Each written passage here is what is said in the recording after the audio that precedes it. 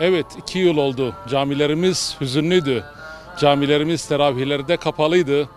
Ama elhamdülillah Cenab-ı Allah nasip etti. Bugün tekrardan Ramazan'ın coşkusunu büyük bir heyecanla inşallah bu akşam kılacağımız teravihlerle yaşayacağız. Yani özlemiştik. Teravihi cemaatle kılmanın ayrı bir lezzeti var.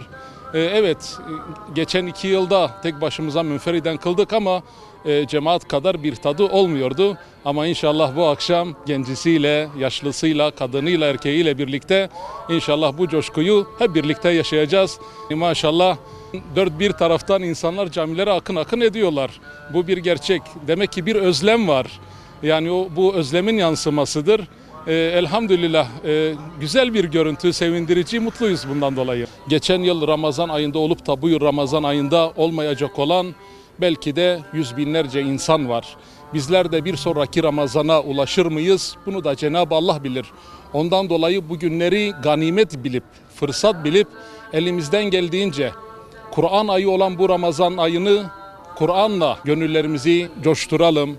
Ramazan ayını ibadetlerimizle, namazlarımızla, okuyacağımız Kur'anlarla, hatimlerle, katılacağımız mukabelelerle, akşam ailece katılacağımız teravihlerle güzel bir Ramazan'ı yaşamanın gayreti içerisinde olmalıyız. Ramazan'ı karşılamak zaten ayrı bir heyecan. Hele teravih namazına kavuşmanın heyecanı dillendirmekte zorlanıyoruz. Allah bizi bu duygulardan, bu güzel ibadetlerden ayrı kılmasın. Bir daha camilerimizi kapattırmasın bize. Hastanede hastamı bırakıp geldim. Bu heyecana dayanamadım. İnşallah bütün gençlerimiz de, bütün herkes bu heyecanı, bu imanı tadı alır. Ölüm düşeği hariç biz bu ibadetten zaten uzak durmamız mümkün değil. Evde ailemizle, çocuklarımızla gene kılmaya devam ettik ama cami heyecanı bir başka. Allah'ın evine koşmak, Müslüman kardeşlerimize omuz omuza bu ibadeti yerine getirmenin verdiği tat bambaşka. Bu duygu Ramazan ayı olduğu için apayrı bir duygudur. Bu virüs olayından dolayı artık cemaatleşmenin kalktığı bir dönemdeydik. Yani artık saflar ayrılmıştı. Şimdi inşallah safları bile sıkıştıracağız. Allah'ın izniyle bu güzel Ramazan ayımızı dolu ve bereketli geçirmeye çalışacağız. Yani buna çok hasret kalmıştık. Yılda bir kezdir. Bugün de ilk teravih namazımızı kılacağız Allah izin verirse. İnşallah Rahman Müslümanlara dua edeceğiz. 2 tane çocuğumu getirdim, ufak çocuklar. Biri 10 yaşında, biri 15 yaşında. Onlar da heyecanla buraya gelmek istediler. Birlikte geldik, inşallah namazımızı kılacağız ve Müslümanlara dua edeceğiz inşallah. Allah'ımıza şükürler olsun. Şu korona belasından kurtulduk. Allah nice nice yıllar cemaatle teravih namazı kılmayı nasip etsin. Dünyanın başına, Müslümanların başına belalardan muhafaza eylesin bizleri inşallah. Evet. Nasıl bir duygu içerisinde? Çok güzel bir duygu. Allah nasip etti. Çocuğumla ilk defa camiye teravih namazıyla gelmek nasip oldu. İnşallah herkese nasip olur.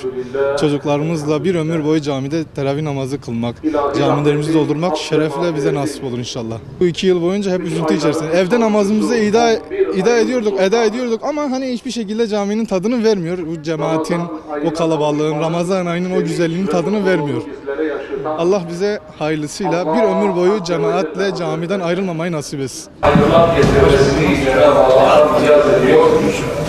Kurban ayı olan bu Ramazan'ın teravih namazı demek, hızlı acele kılıp da gideyim demek manası taşımıyor.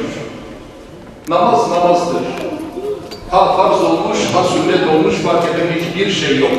Yani sadece hızlı bir kıraatle eğilip kalkmakla namazlarımızı eda etmiş sayılmayız. Allahümme salli ve sellim ala seyyidina Muhammedin ve ala ali seyyidina Muhammed. Allahümme salli ala seyyidina Muhammedin nebiyyil ummi ve ala alihi ve sahbihi ve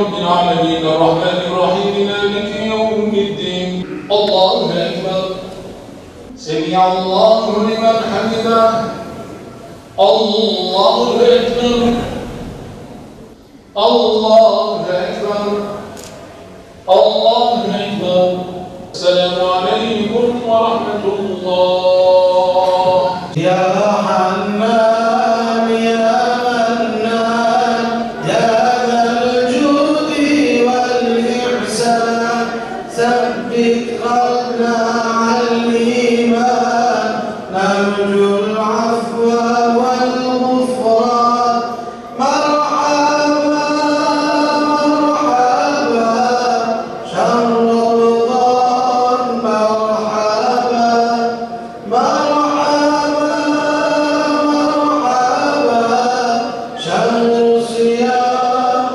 مرحبا